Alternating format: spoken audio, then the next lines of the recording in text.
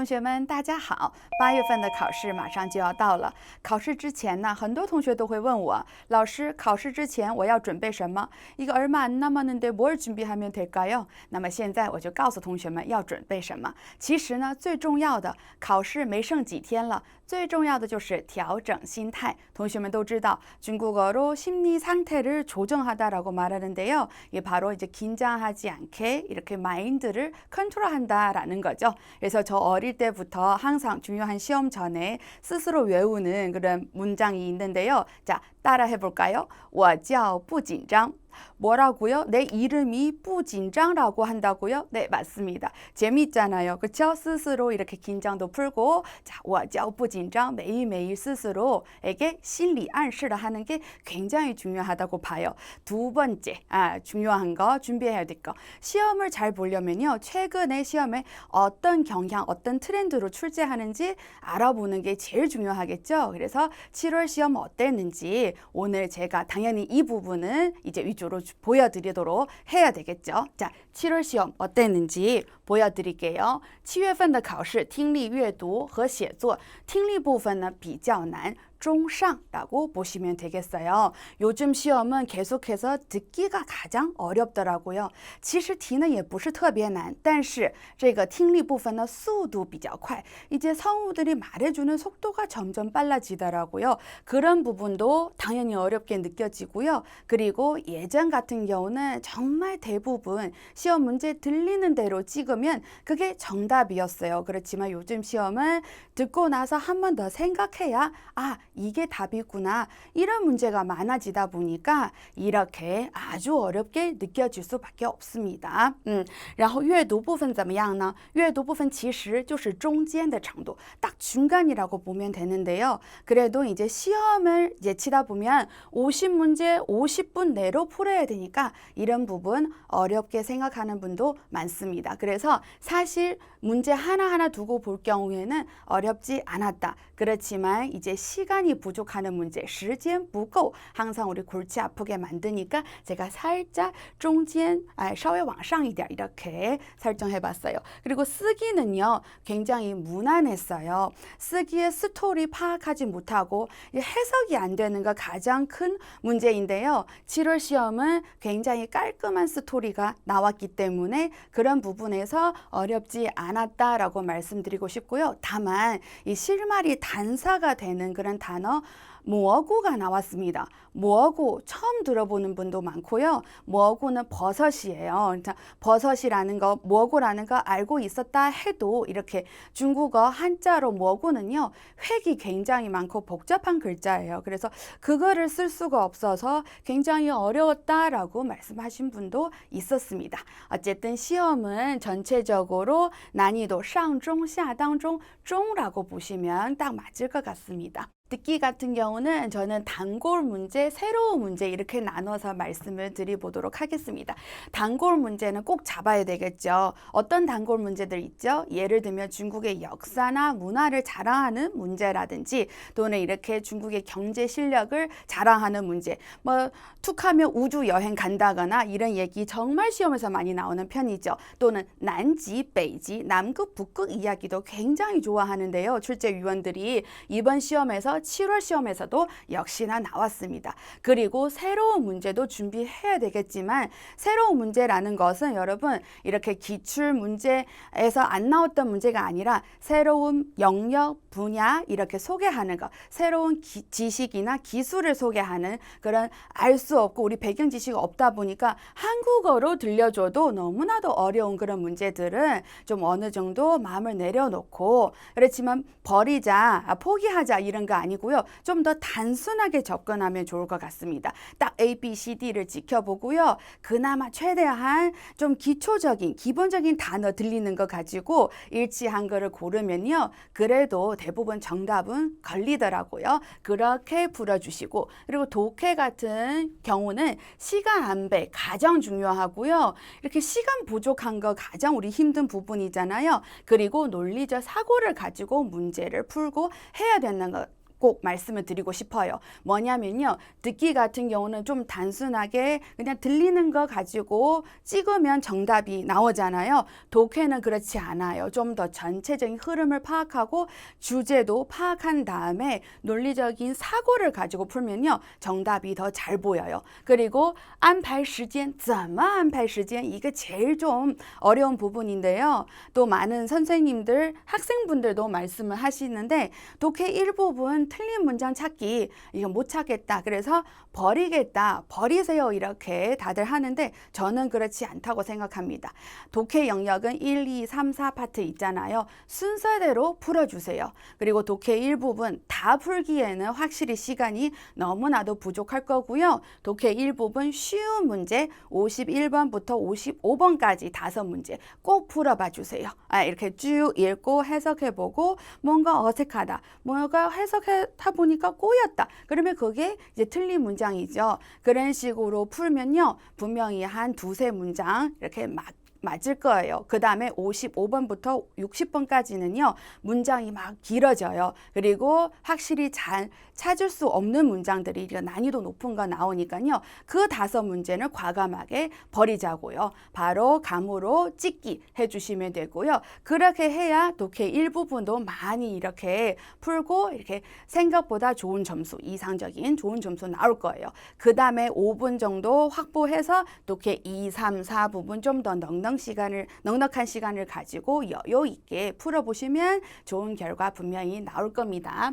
자, 쓰기는요. 제가 포인트 명词, 动词, 形容词 이렇게 적어봤어요.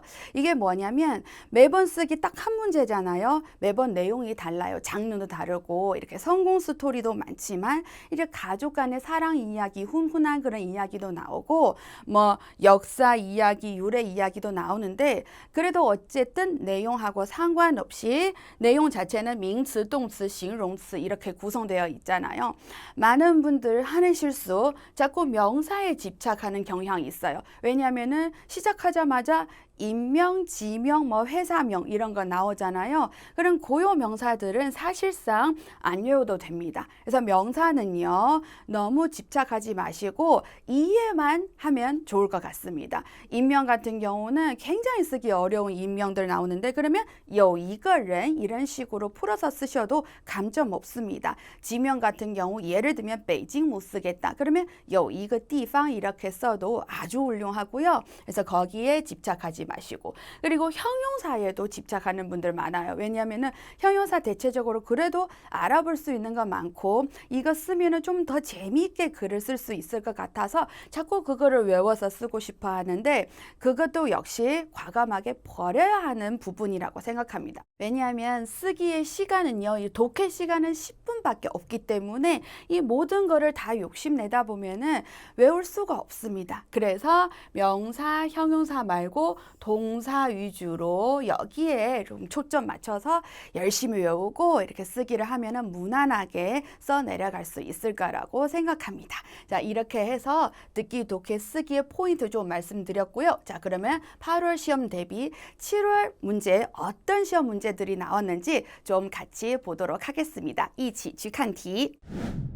好，先看听力第一部分。听力第一部分 역시나 이런 문제들은 나왔어요. 炫耀中国历史文化, 중국의 역사나 문화를 자랑하는 문제. 듣기 일부분 같은 경우는 4번, 12번 문제가 있었습니다. 어떤 내용이었냐면 太极拳是非物质文化遗产. 태극권 자랑하는 건 역시 꾸준히 출제하고 있고요. 이렇게 문화유산이었다. 너무나도 당연한 거 정답이었어요. 그리고 紫禁城 또 자랑했어요. 자금성은요. 排水系统完备. 배수 시스템이 굉장히 완비했다. 이런 역사를 자랑하는 것은 빼놓을 수 없는 문제. 나왔을 때 절대 놓치지 말아주시고 또 하나의 문제 유형 讲人生的道理和启示. 항상 뭔가 인생의 그런 도리, 이치 이런 거를 좀 다루고 그리고 启示 같은 거 주는 것도 많습니다. 교훈 같은 거죠. 启示라는 거. 第5题, 第7题和第8题都是这样的类型。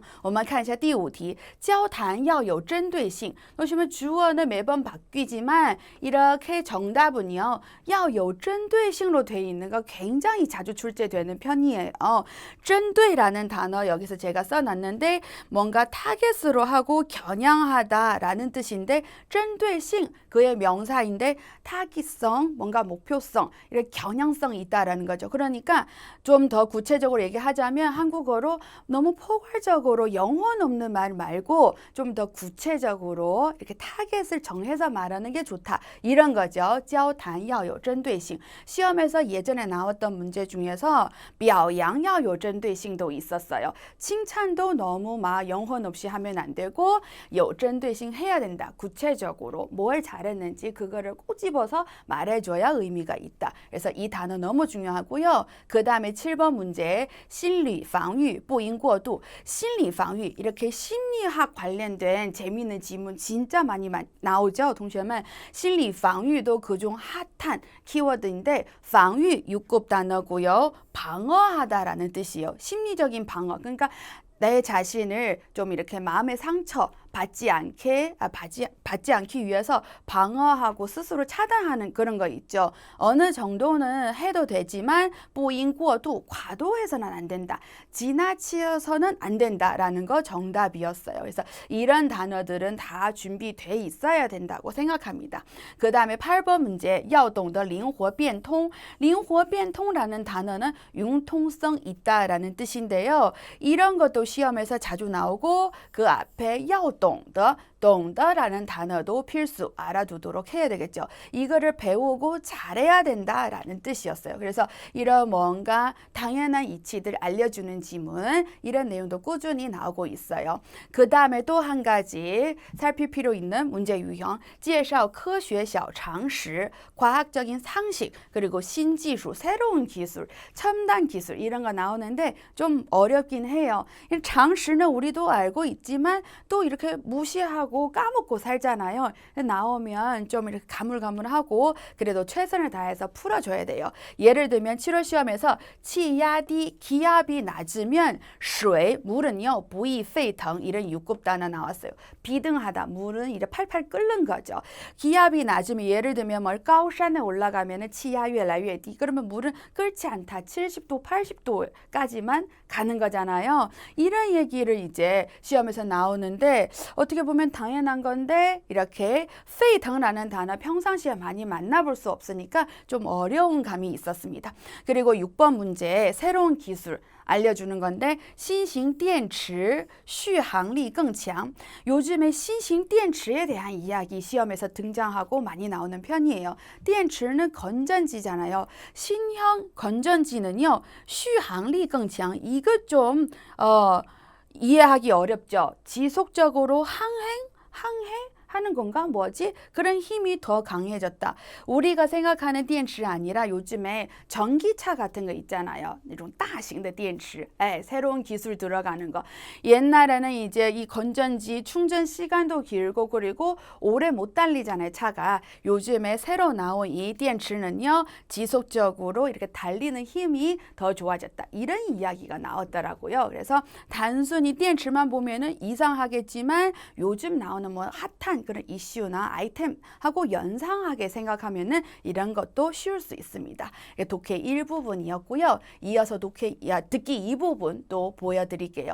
듣기 2부분 16题到 20题 아주 재미있는 거 나왔어요. 키워드가 동만이었어요. 동시에만. 동만 是什么呢? 애니메이션 영화예요.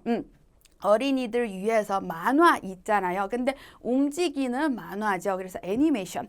딱 요즘 이제 계절하고 어울리는 문제였어요. 왜? 7월 시험 문제였잖아요. 7월은 뭐죠? 동시에만 孩子们都放假了. 아이들은 방학하잖아요. 그래서 영화관에서 이런 동만 많이 등장하고요. 그러면 이 동만 대박난 그런 동만이 있으면은 감독님한테 찾아가서 인터뷰 하겠죠. 그래서 딱 딱 그런 7月份하고 어울리는 질문 나오지 않았나라고 생각합니다. 동만 이렇게 인터뷰해 보니까 역시나 票房超过了20亿 이런 거 정답 중에 하나였고요. 票房是什么呢? 여기다 보시면 흥행수입 박스 오피스라는 거예요. 여기서 21을 넘었다. 보시면 여기서는 오해하지 말아야 될 게 한국에서는 이 흥행하는 거는 관객 수로 기준을 세우잖아요. 중국은 그렇지 않고요. 이렇게 티켓 파는 거 이제 수입은 20이 넘었다. 그래서 이 20이는요. 사람의 수가 아니라 yuan이라고 생각하면 되겠죠. 이게 돈에 대한 그런 기준을 세워서 흥행의 그런 정도를 나타냅니다. 그래서 이런 거 있었고 그리고 마지막 20번의 정답은 이거였어요. 正在筹备第二季 季是季节的季 계절이죠. 시즌이라고 생각할 수 있겠죠. 그래서 이렇게 시즌 2를筹备하고 있다. 筹备 6급 필수 어휘죠. 그래서 이거를 준비하고 있다라는 거였어요. 好，所以考试的时候我们经常会想8月份的考试这次考试会出什么样的题呢? 단골 문제도 당연히 준비되어 있어야 되겠지만 이 8月하고 어울리는 거 뭐가 있을지 생각해 보면 너무 좋을 것 같아요. 이런 이렇게 방학에 맞아서 애니메이션 이야기도 나오지만 8월은 더 더울 거 아니에요. 그러면은 뭐 에어컨과 관련된 이야기 나오지 않을까? 그렇죠? 이렇게 뭐 콩调病, 에어컨병 이렇게 냉방병 이런 이야기 나오지 않을까 스스로 한번 예상해봐도 아주 좋을 것 같습니다. 21到25题出现的是什么呢? 登机牌 이야기였어요. 登机牌라는 것은 탑승권, 비행기 탑승권登机牌라고 하잖아요. 근데 이 자체는 중요한 게 아니라 电子登机牌에 주목해 주셔야 됩니다. 요즘에는 이제 기존에 있던 종이로 되어 있는 것들은 점점 사라지고 모든 것이 전자화 되고 있잖아요. 그렇죠? 책도 电子书 나오고요. 杂志도 电子杂志 나오고 登机牌도 원래 종이로 되어 있지만 이제 电子登机牌 이렇게 점점 과도 넘어가는 거죠. 그래서 이런 것에 주목할 필요가 있다고 생각하고요. 구체적인 내용은 재미있었어요. 사실 이 电子登机牌의 좋은 점이 뭐냐 하면 节约了打印费 이렇게 나왔더라고요. 电子化로 하면은 프린트 안 해도 되니까 그런 비용을 절감할 수 있다. 六级单词 나왔고요.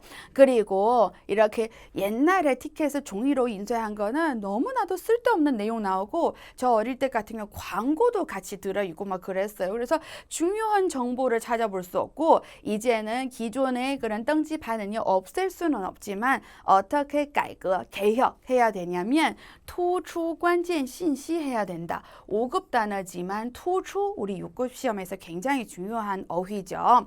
부각시키다, 강조하다 라는 뜻이었어요. 그 다음에 마지막으로 결론은 역시 그렇습니다.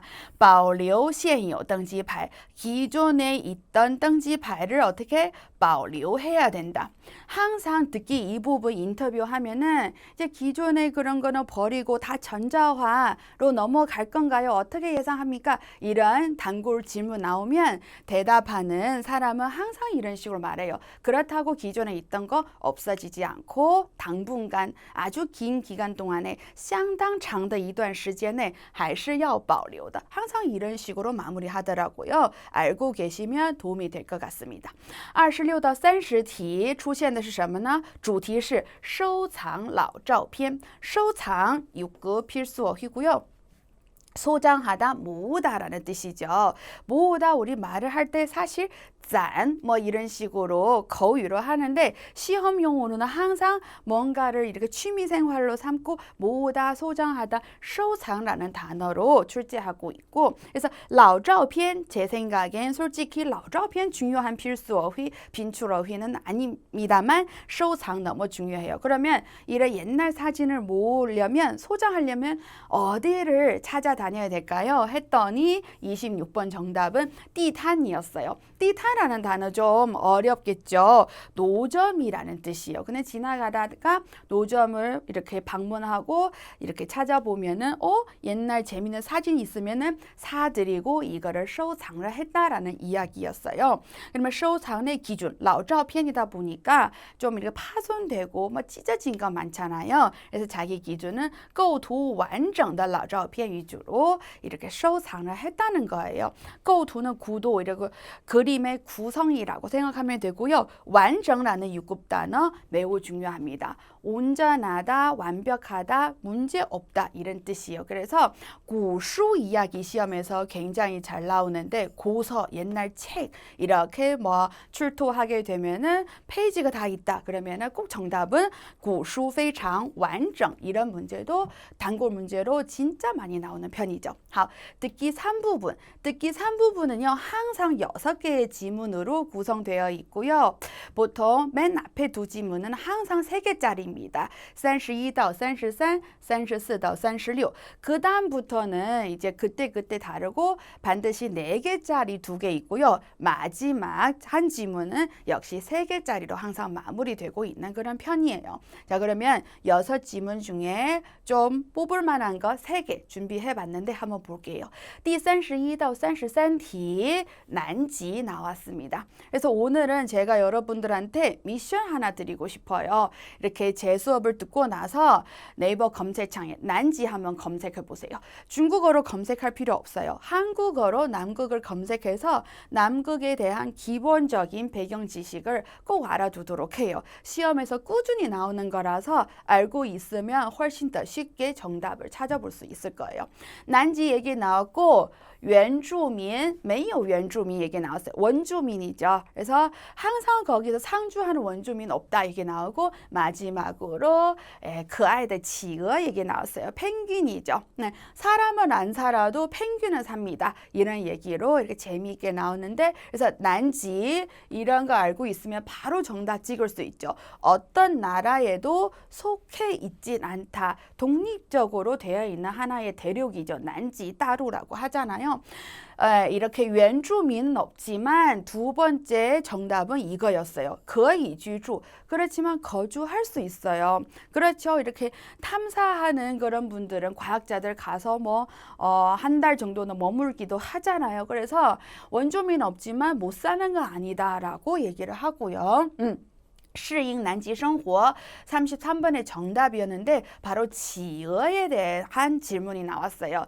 펭귄이라는 동물을 왜 남극에 살고 있을까요? 거기 적응해서 잘 살 수 있다. 适应, 적응할 수 있어서 살고 있겠죠. 어떻게 보면 알고 보면 뻔한 답들인데요. 이게 준비 안 돼 있으면 또 상당히 어렵게 느낄 수도 있습니다. 34到 36题也很有意思. 뭐냐면 일단 주제를 보면 动态脸和静态脸 나오는데요. 동태적인 얼굴하고 정태? 움직이지 않는 상태의 얼굴 이게 뭐냐? 이게 사실 이 두 단어 자체 중요한 거 아니라 心理学的有意思的文章 꾸준히 출제되고 있다고 제가 말씀드렸잖아요. 심리학의 그런 재미있는 실험 이야기 진짜 많이 나오는 편이에요. 그래서 이번에 34到 36티 역시 그런 사람의 심리를 가지고 테스트하는 그런 지문이었어요. 움직이는 얼굴하고 가만히 있는 얼굴 어떤 거 더 예쁠까요? 사람들의 생각. 그래서 실험을 해봤는데 실험은 어떤 식으로 했냐면 그냥 제가 이렇게 움직이고 또 가만히 있고 어떤 거 더 예뻤는지 물어보는 게 아니라 이런 중요한 단어들이 나왔어요. 视频하고 截图를 가지고 점수를 매겨라 라는 실험이었어요. 视频 그래도 좀 잘 알죠. 영상이죠. 동영상.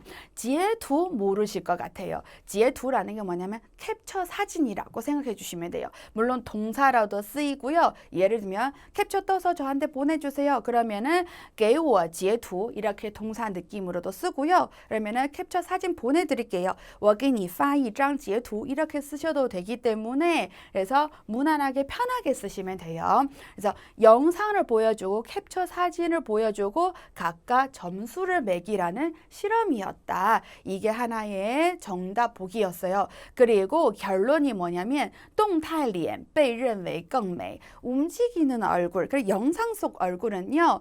보편적으로 더 아름답게 더 예쁘게 느껴진다, 여겨진다라는 거였어요. 어쩐지 사진은 항상 잘 안 나오고 영상은 그래도 봐줄 만한 것 같다. 이런 거 있잖아요. 결국엔 사람의 심리에서 나오는 그런 결과고요. 어느 게 맞다, 뭐 비판받을 수 있다 그런 이야기는 아니었습니다. 그리고 第40到第43题 꼭 보여드리고 싶어요. 시험의 듣기 3부분에서 유난히 이런 단어 자주 들려줘요. 뭐죠? 네, 将军. 장군이죠. 옛날에 고대에 유명한 장군, 뭔가 인성이 굉장히 좋은 장군의 그런 감동적인 이야기 나오는데 그래도 어쨌든 장군이다 보니까 기본적으로 관련된 어휘 꼭 출제되고 반드시 그거 준비를 해서 시험에 봐야 되겠죠. 뭐냐면 带兵出征 이런 말은 어렵겠지만 준비를 해주셔야 돼요. 병사를 이끌고 출정하다. 자, 带兵出征 알겠죠?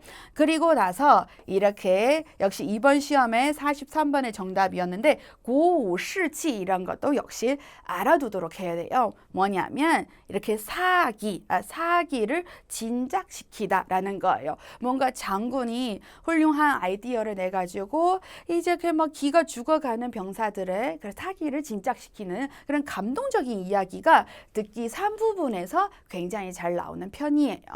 이번 문제는요. 식량이 부족한 상황이 일어나면서 그런데 처음에는요. 이 장군은 이 부하 직원들한테 부하 병사들한테 음식을 나눠주지 않았대요. 근데 갑자기 어머님이 등장하면서 혼내주면서 네가 굶어서 못 먹어도 병사들한테 고기를 먹여라 이런 얘기를 하고 정신 차리고 고기도 나눠주고 맛있는 거 주면서 고우시치를 했다는 그런 이야기였어요.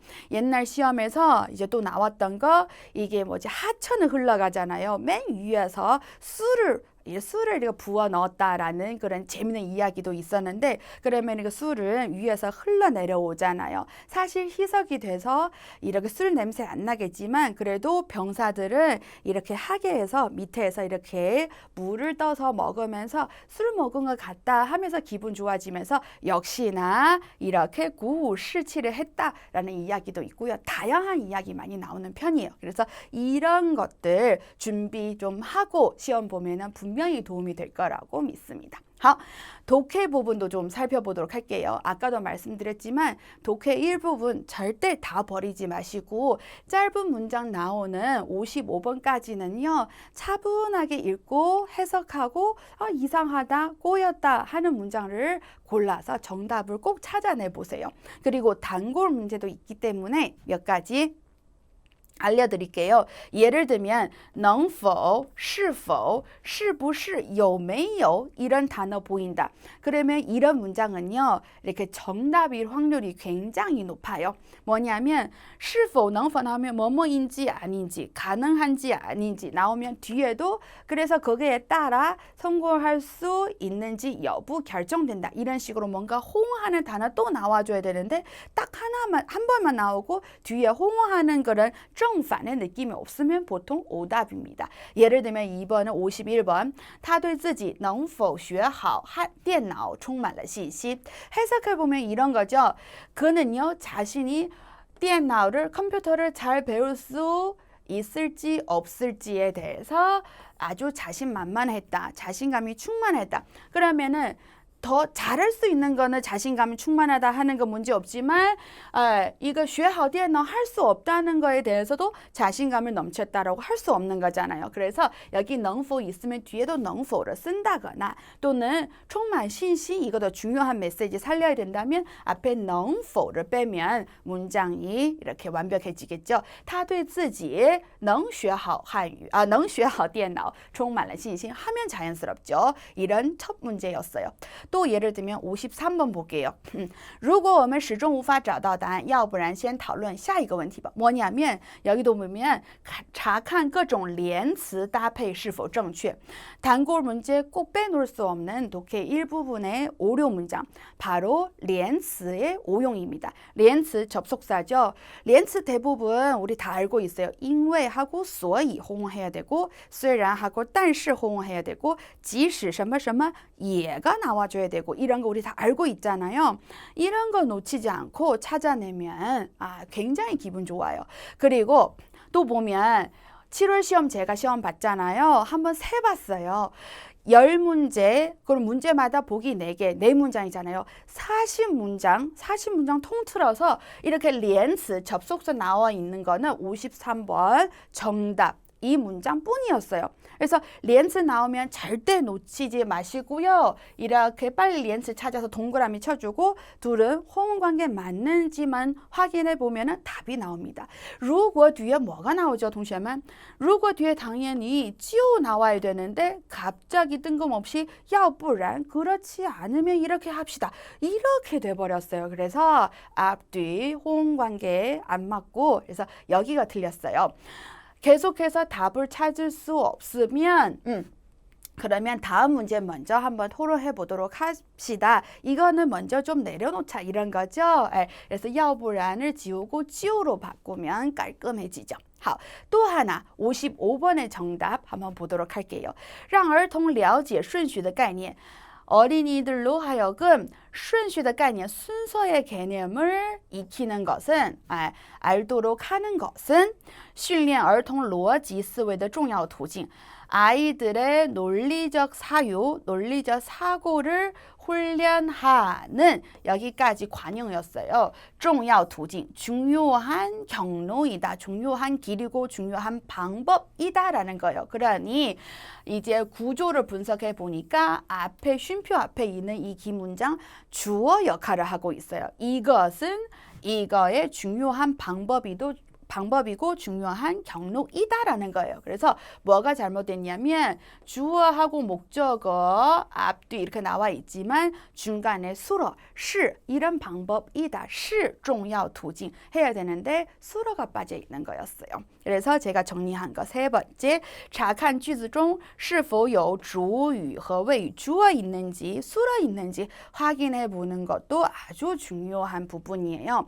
단골 문제, 뭔가 이렇게 앞뒤 안 맞는 거, 그리고 접속사 안 맞는 거, 주어가 빠져 있거나 수로 빠져 있는 문제. 이렇게 세 가지만 잘 찾아내도 세 문제 꼭 건지는 거잖아요. 나머지 다 정말 찍기 하더라도 보통 한 두 개 더 걸려요. 그러면 독해 1부분 5개 만약에 정말 마치고 넘어가면은 굉장히 좋은 결과 나올 겁니다. 이렇게 정리해 드렸어요. 자, 독해 2부분 또 보자면 독해 2부분 제일 많이 하는 실수, 이렇게 평상시에 연습 많이 안 하신 분들 꼭 순서대로 이렇게 빈칸 살펴보고 하나하나 뭐 OX 이렇게 분석을 하면서 점점 마지막까지 보고 답을 찾으려고 해요. 그런 뭐랄까 강박증. 그래서 꼭 순서대로 봐야 된다는 걸 반드시 지금부터 버려주셔야 되고요. 일단 A, B, C, D를 살펴보세요. 이 부분을 본인한테 가장 쉬운 그런 단어 한 세트를 부터 이렇게 살펴보면 돼요. 딱 보니까 첫 번째 빈칸 해당되는 4개의 단어 너무 어렵죠. 닝주, 응집하다, 렁루어. 렁루어라는 거는 사람은 냉대하다, 이렇게 서운하게 하다. 동지의 동결,堆积, 쌓이다. 알 수가 없어요. 그래서 이거는 봐봤자 모르니까 이거 볼 필요 없는 거예요. 두 번째, 学说, 학설, 学术, 학술, 气象, 기상, 化学, 화학이잖아요. 가장 무난합니다. 그래서 이거부터 내가 빈칸 해당되는 거 두 번째죠. 여기부터 봐야 되겠다. 이런 식으로 바로 여기 보면 되는 거예요. 세 번째도 어렵죠. 이런 단위들이지만 이렇게 수학이나 화학 시간에 쓰는 단위들 있잖아요. 그렇죠? 양사들, 리방, 分寸, 毫米, 밀리미터, 리미, 센티미터 뭐 이렇게 이런 것도 막상 같이 이렇게 보여주면 더 헷갈리고 몰라요. 그래서 반드시 여기서 승부해야 되고요. 여기서 투퍼커, 돌파구라고 생각해 주시면 돼요. 그래서 이것만 자세히 보면 시간도 줄일 수 있고 더 확실하게 사실 한 방에 답을 찾을 수 있어요. 딱 시작하자마자 주제를 파악해 보면 렁 나오고 뭐 이렇게 치오티엔,冬天 이런 쉬운 단어 보이잖아요. 추운, 뭐 가을, 겨울. 그리고 위디, 비가 오는 거로 나오고 이러니까 뭔가 뭐죠? 天气에 대해서 말하는 거잖아요. 날씨, 天气. 좀 더 어렵게 생각하면 이게 바로气象 아니겠어요? 기상. 그래서 이거는 유력한 정답 후보라고 생각하고 넣어보니까 기상에서 기상학 그런 분야에서 把这种天气 이런 날씨 현상을 갖다가称为 뭐뭐스로 부른다. 动语 뭔지 알 수도 없고 알 필요도 없는 거죠. 이거를 이제 찾고 정답이다. 그러면 이거는 한 30초 만에 문제를 풀 수 있고요. 이런 식으로 쭉 거침없이 풀다 보면 독해 이 부분도 5분에서 7분 사이에 끝내기 할 수 있을 거라고 생각합니다. 그래서 꼭 반드시 명심해 주세요. 不一定要按顺序分析题. 꼭 순서대로 안 봐도 된다는 거. 제일 쉬운 것부터 공략하고 그리고 주제 파악. 독해 이 부분부터 주제 파악 굉장히 중요하고 주제하고 맞는 거. 주제에서 벗어나지 않는 범위에서 그 단어를 찾다 보면 더 확실하게 잘 보일 거예요. 독해 3부분 또 말씀드려 보도록 할게요. 독해 3부분은요. 사실 요즘에 굉장히 어려워졌어요. 이렇게 힌트 될 만한 거는 줄어들고 처음부터 끝까지 좀 잘 해석을 해야지 흐름을 파악하고 그래서 이 빈칸은 이런 말을 하고 있구나. 이런 거 좀 늘어나다 보니까 시간 많이 잡아먹고 그래서 시험 끝나고 나와서 독해 3부분 너무 어려웠다. 이런 피드백 많이 주세요. 그래도 이번 시험은 독해 3부분 좀 쉬웠고 그리고 대표적인 이런 출제 문제 유형 나와서 이거를 한번 보여드리도록 할게요. 76到 80题였어요. 뭐냐면 76번 물음표 나왔어요. 항상 부호 먼저 살피는 거 진짜 중요해요. 물음표 나와주면 대박이고 너무 감사한 거지만 물음표 없어도 바로 그 다음은 마침표, 쉼표 이런 것도 잘 보면은 역시 아주 중요한 힌트가 사실 될 만한 그런 부분이거든요. 자, 76번 물음표 나오니까 뭐죠? 질문하는 거, 의문문 찾으면 되겠죠. 그래서 B를 보면 这多出来的50元 이렇게 갑자기 생긴 50元 从何而来 어디서 온 걸까요? 이렇게 물어보는 거죠. 그럼 무조건 76번의 정답은 B가 되겠죠. 자세히 볼 필요도 없어요. 77번 이 마침표가 중요한 힌트였어요. 77번 뒤에 쉼표, 앞에 마침표. 그럼 무슨 뜻이냐? 여기서부터 다시 문장 시작해야 되니까 웬만하면 주어가 있어줘야 되겠죠. 그래서 주어가 이렇게 뭔가 들어있는 복이 찾아야 되고요. 만약에 2개 있으면은 좀 더 해석해야 되겠지만 이번 시험에 이 76到 80题 77번 문제는요. A, B, C, D 살펴보니까 주어가 있는 문장 딱 하나뿐이었어요. 그래서 77번도 쉬웠어요. 여기 주어 있어야 돼. 왜? 뒤에도 보면 짱 나왔어요. 짱 지혜 자精神 뒤에 명사죠. 명사 앞에 짱 나왔다. 그러면 짱 무슨 뜻이라고요? 바로 거위에서 바라고 보시면 되는 거예요. 이것을 어떻게 한다. 그러면 이거 목적어잖아요. 목적어. 그러면 더더욱 앞에 반드시 주어 있어야 된다는 생각을 하게 됩니다. A, B, C, D 볼게요. A, 相对于传统产业投资相对于는요. 이거하고 상대적으로 말할 때, 상대적으로 볼 때, 즉 이거에 비해서라고 해석하면 돼요. 이거에 비해서 그러면 뒤에 누가 뭘 더한다. 오히려 여기 쉼표 찍고 뒤에 문장 주어 수로 나와줘야 되겠죠. 얘에 비해서 이것은 진정한 주어 뒤에 나와줘야 되는 거예요. 그렇지만 77번 앞에 마침표 여기 쉼표 여기 바까지 나오니까 这个地方需要注意라고 우리 이미 분석을 했죠. 그래서 A 정답이 될 수 없어요. B 자기 자리 찾았고 C를 볼게요. 后来的研究者 주어 맞죠? 나중에 연구자들은 진일보 해서 토어잔 수로였어요. 더 확장을 했어요. 연구하는 사람은 더 확대해서 연구를 했다. 뭐 이런 얘기잖아요. 주어 있으니까 C 여기에 정답일 수도 있다. D는요. 则 보는 순간 D번 어떻게 탈락이 됐죠. 왜? 则는요. 주어 앞에 쓸 수 없는 부사입니다.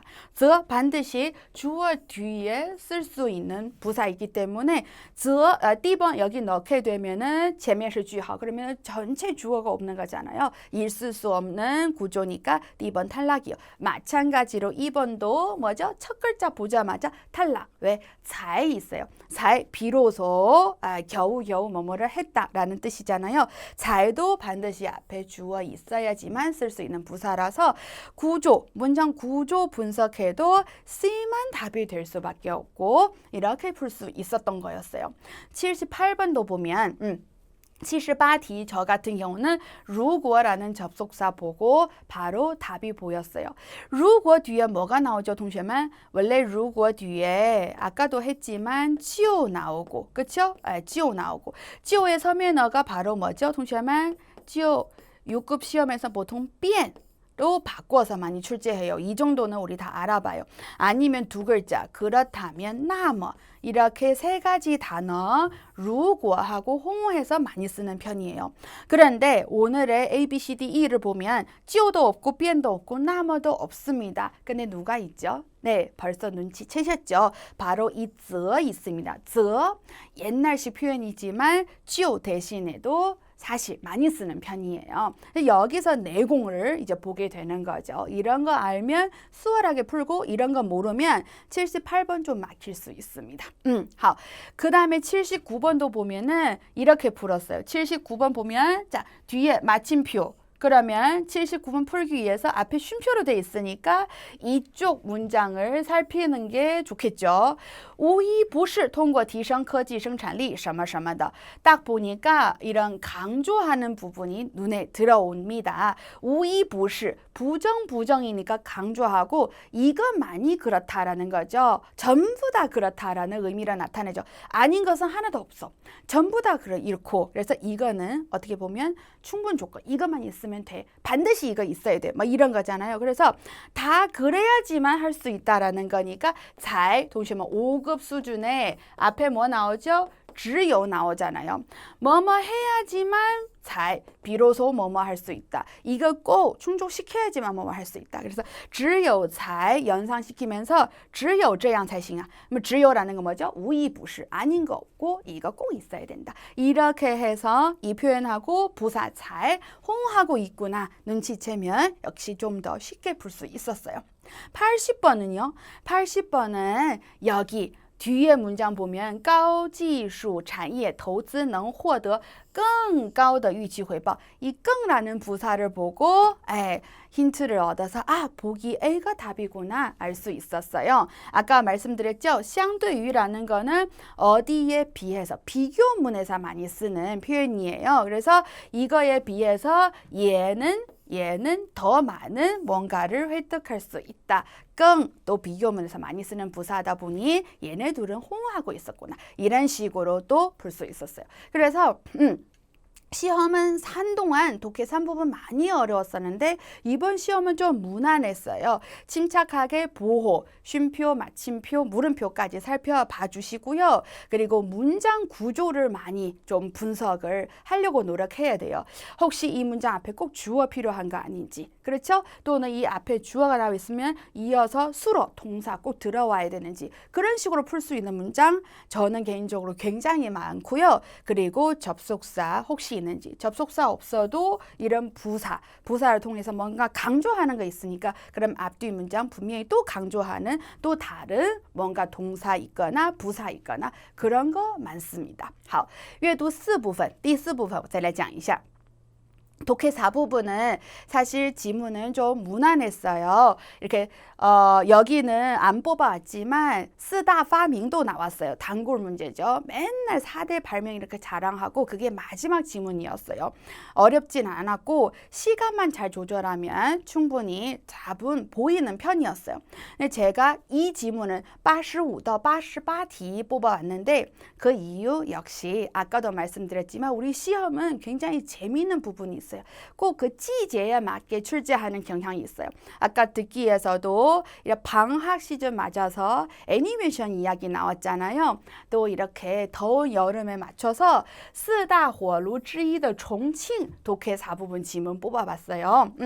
4대 화로 중에 아주 뜨거운 화로라고 하잖아요. 중에 하나인重庆, 도시 이름이죠.重庆에 대해서 좀 소개하는 지문이었어요. 그럼 8월 시험은 또 어떤 거 더위 이런 더운 날씨하고 관련된 이야기 나올까 한번 상상해 보면 너무 좋을 것 같습니다. 이렇게 나왔는데 与周围同样处于长江流域的其他城市相比 첫 번째 문장 뽑아봤는데 너무나도 길죠, 동시에만.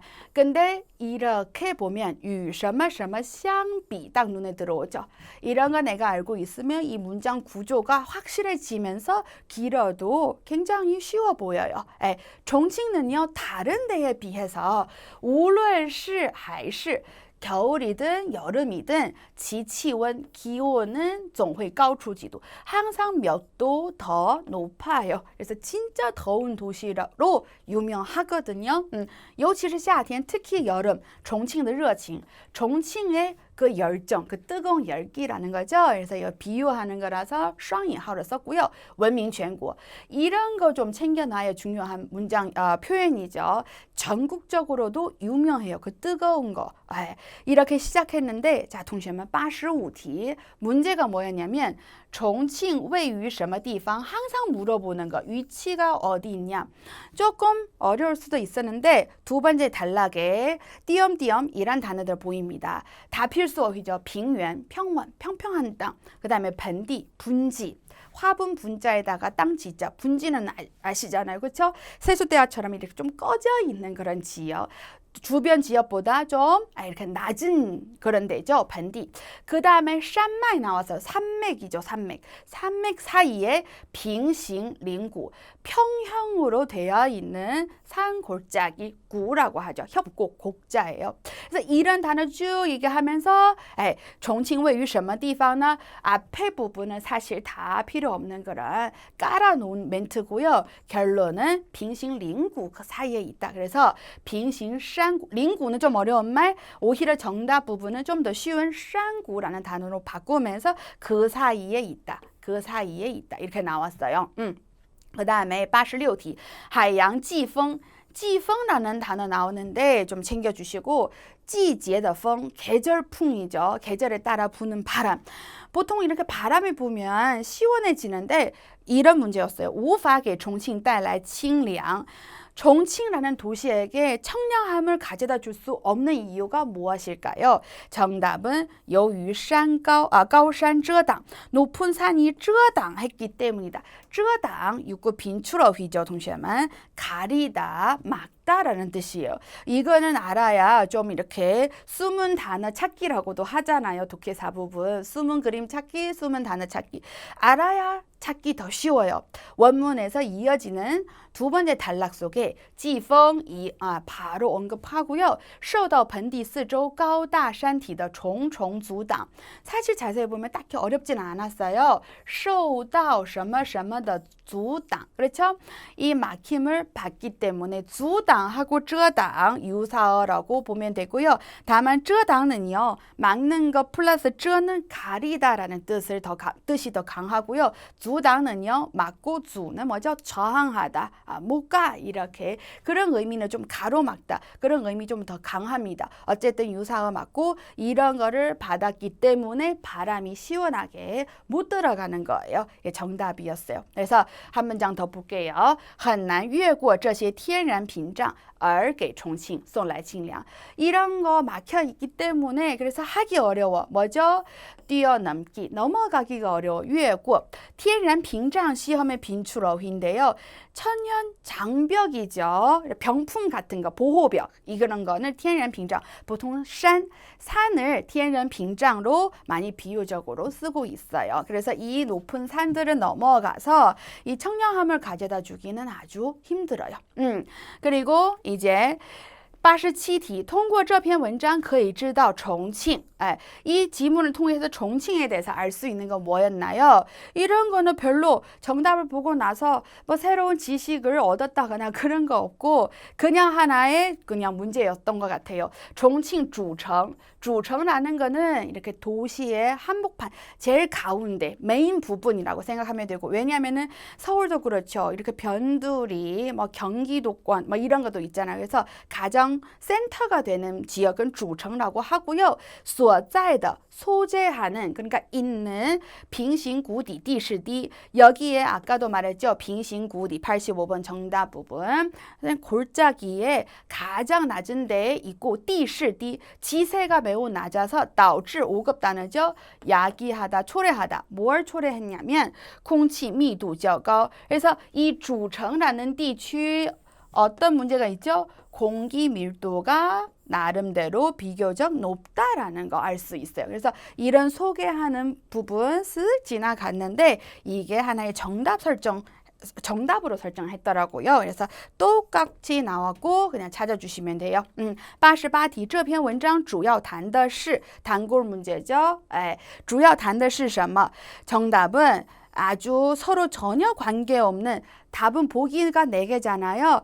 A와 B 그래서 상관없는 8개의 단어 나왔는데 지리 그리고 기후 쉽게 알아볼 수 있을 것 같아요. 시작하자마자 호루 뜨겁다 얘기 나오니까 날씨 기후를 소개하는 걸 알 수 있었고 그 다음에 두 번째 단락에서 여기저기 나오는 이런 지리 지세와 관련된 단어들 빙연,盆地, 산맥, 링구 이런 거 보면은地理에 대해서 소개하는 것이다. 쉽게 알 수 있었던 것 같습니다. 마지막으로 쓰기 부분 좀 얘기해 드릴게요. 7월에 쓰기는요. 아까도 말씀드렸지만 내용이 굉장히 깔끔하고 좋았어요. 이해하기 쉬웠고 다만 실마리가 되는 버섯, 뭐구라는 거 쓰기 어려웠어요. 그렇지만 시험 볼 때 많이들 당황했겠지만 꼭 기억해 주세요. 명사는요. 못 외워도 전혀 문제되지 않고 어떻게 하면 되는지 한번 보여드리도록 하겠습니다. 우선 제가 가볍게 모범 답안 하나 적어왔는데 읽어봐 드릴게요. 읽으면서 제가 색깔로 표시한 부분에 주목해 주세요. 파란색 부분은 동사 부분이에요. 아까도 말씀드렸지만 동사를 웬만해서 외워서 써야 되고 바꿔서 다른 걸로 어떤 것도 대체할 수 없습니다. 한번 제가 읽을 때 생각해봐요. 정말 바꿔서 다른 표현 내가 이렇게 표현할 수 있는지 거의 없을 거예요. 빨간색 부분은요. 명사들이에요. 꼭 쓰고 싶어 하는 명사들이겠지만 안 써도 된다는 거 한번 먼저 고민하고 계세요. 자, 이런 내용이었습니다. 父亲带着儿子去爬山 아버지하고 아들 등산하러 갔어요. 但是他们迷路了, 길을 잃었죠. 他们在山上发现了一个小木屋, 아주 작은 오두막 발견했는데 于是就在小木屋里住了下来, 머물게 됐어요. 길 잃었으니까. 그 다음에 父亲每天都去找蘑菇. 아버지는 매일 나가서 버섯을 찾으러 나섰어요. 왜냐하면은 사람들이 자기들을 구하러 올 때까지 기다려야 되니까 뭐라도 먹어야죠. 산에 있어서 버섯을 찾아서 먹어야겠다 하고 결심하고 매일 나가서 找蘑菇 하러 갔대요. 但回来的时候 돌아올 때마다 父亲的脸色越来越不好. 아버지 안색은 점점 안 좋아졌대요. 儿子却不知道这是为什么. 왜 그러는지 아들은 영문은 모르고 알 수 없었다. 终于有一天 드디어 어느 날一个猎人 한 명의 사냥꾼 猎人路过小木屋 여기 지나가다가 把他们从山里带出来了. 산에서 데리고 나왔어요. 回到家以后父亲和儿子再也没吃过蘑菇. 너무 지겹도록 많이 먹었기 때문에 산에서 빠져나온 다음에 한동안 다시蘑菇를 먹지 않았대요. 多年以后儿子长大了，有一天儿子在路边买了一点儿野生的蘑菇, 야생버섯을 사왔대요. 父亲一看见儿子手里的蘑菇, 아버지는요, 아들 손에 들어있는蘑菇를 보자마자 就默默的 묵묵히 把其中的几个蘑菇, 그중 일부 다 버린 거 아니고 그중 일부 몇 개의 버섯을 扔进了垃圾箱, 쓰레기통에 버렸어요. 父亲笑着说, 웃으면서 아버지가 말씀하셨다. 这蘑菇有毒, 이 버섯은 독이 있다. 그러니까 다 독이 있는 거 아니고 야생으로 사왔잖아요. 그중 몇 개는 독이 있는 것 같아서 버렸대요. 当年咱们被困在山里我每天都去找蘑菇 이제야 아버지가 그때 왜 그랬는지 얘기를 해주는 거예요. 너무 감동적이죠. 내가 버섯 찾으러 나갈 때마다 每次都会先尝一下蘑菇有没有毒 매번 먼저 항상 뭐죠? 장 맛보고 했다. 독이 있는지 없는지. 아들한테는 독이 있는 버섯을 먹일 수 없어서 아버지는 자기를 희생하면서 이렇게 직접 먹어봤다는 거죠. 有时候吃了毒蘑菇 때로는 가끔 한 번씩 독이 있는 버섯을 먹었을 때 半天, 半天은 반나절이라는 의미도 있지만 한참 동안이라고 해석하면 자연스러워요. 한참 동안 站不起来 일어서지를 못할 때도 많았다. 독이 있으니까 정신 못 차리고 다리 힘 풀리고 좀 쓰러지려고 하는 경우도 있었다. 이제야 말씀해 주시는 거예요. 因为这个 이것 때문에 我也成了蘑菇专家了. 나도 버섯 전문가가 됐다. 그러니까 독이 있는지 없는지 딱 보면은 안다. 이런 이야기였어요.